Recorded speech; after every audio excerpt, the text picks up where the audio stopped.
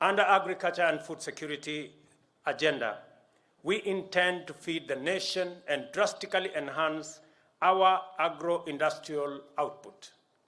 Many correctional institutions have huge tracts of land that should be put to full use and join the government in fulfilling the food sufficiency commitment.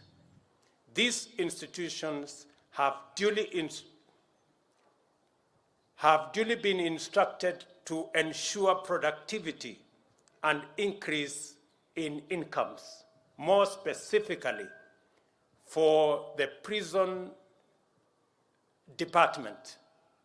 We are going to provide, as I committed, 67 new tractors and other implements and equipment that will enable the prison department in the lands that they have to put under production 8,000 acres to produce maize, to produce rice, vegetables, and other produce that will support the government program on food sufficiency. Under our affordable housing